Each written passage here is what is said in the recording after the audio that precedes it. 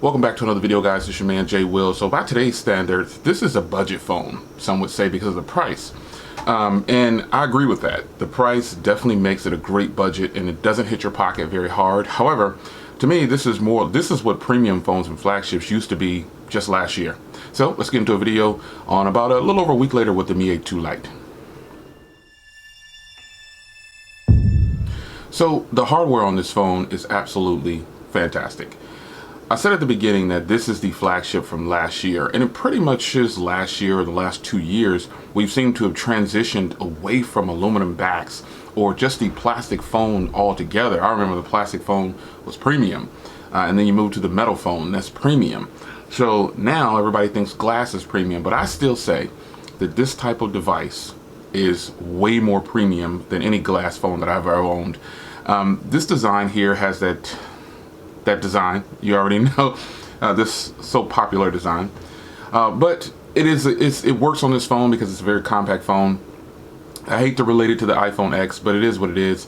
That's what I think of sometimes when I pick up this phone. Now that's not a bad thing, because the iPhone X doesn't bother me because I have the Asus Zenfone 5 and it's pretty much the same design. But the smaller size, the 5.8-inch display on this one compared to the 5.8-inch display on the iPhone X, something about this phone just makes it very appealing. Maybe it's the different color and the design, the black front, the blue back, I don't know.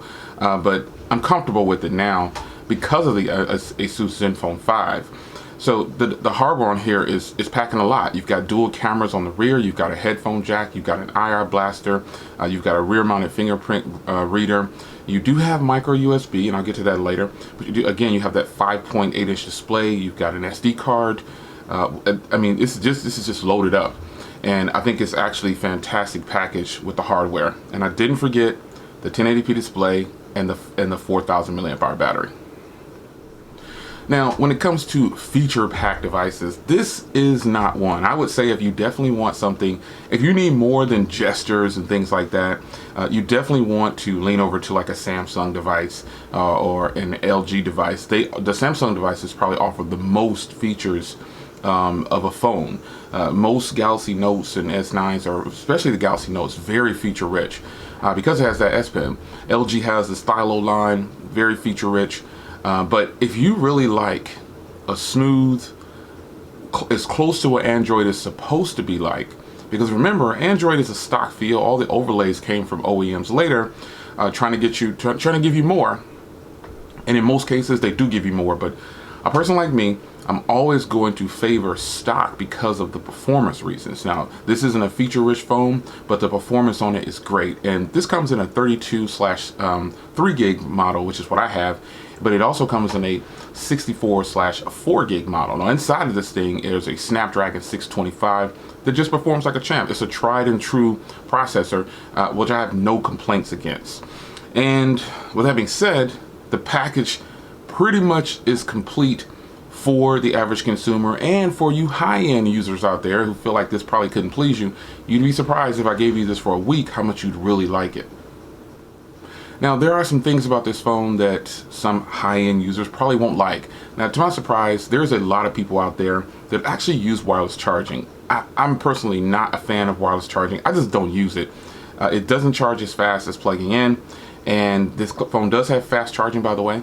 And it takes about, some people have asked that before, it takes about just under 2 hours to get this thing fully charged from 0 to 100.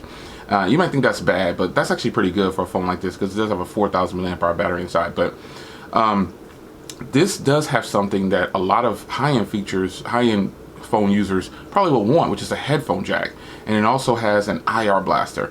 When companies started taking away the IR blaster, wow, people in the US that I talked to, online and in person, they didn't like that, and I had no idea that it was really like that. I thought people really ignored the IR blaster in most cases, but the IR blaster is definitely a feature that people love.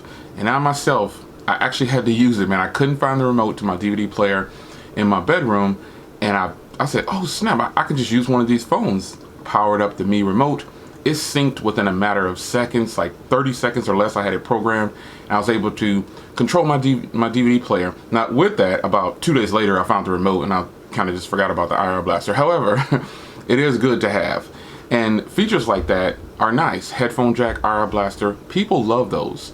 And a lot of high-end priced phones or flagships don't have those anymore. So that's something to consider when you're thinking about how the budget game phones have taken over. Now, a feature that this phone does not have is Type-C.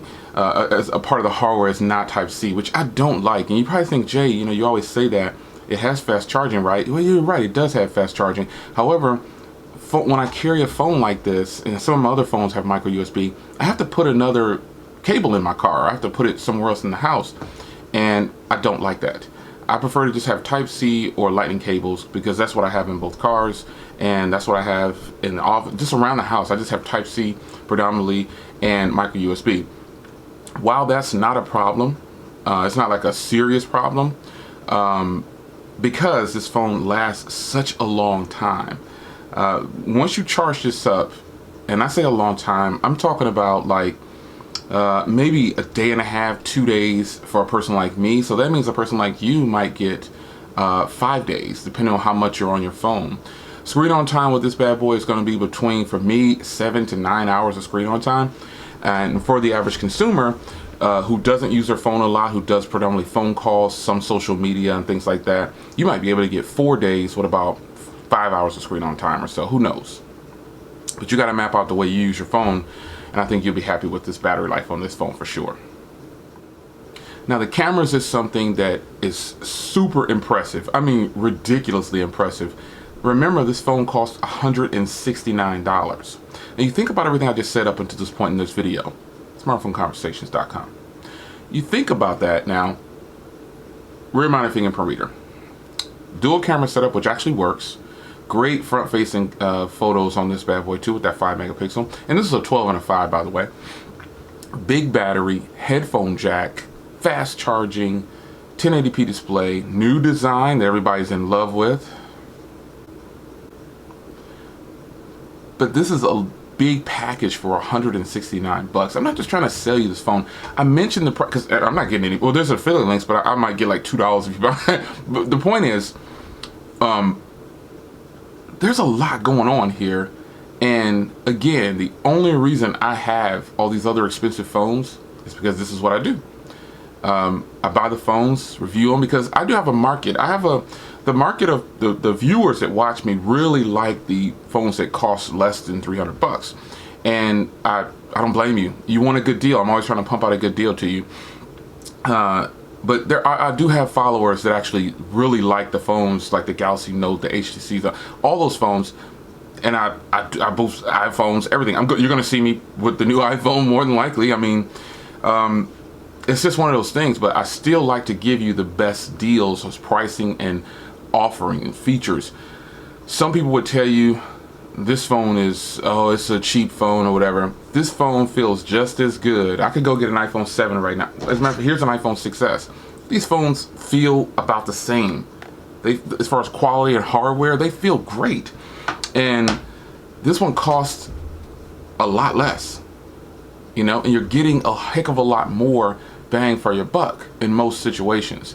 But I respect those who feel like they need to buy the phone that says it has the better camera or, you know, overall. But I'm telling you, for in most situations, it's just social media and it's just tweeting, Instagram, Facebook for some people, Google, social media, and talking to your family. And this phone punches way above its weight class. Trust me when I tell you. So I want to do a quick discussion video on the Mi A2 Lite. Folks, it's great. It's great. This is what it's all about for me. Good conversation, smartphoneconversations.com. Be sure to check the website, links in the description as well. I'll see you guys in the next video. Take care.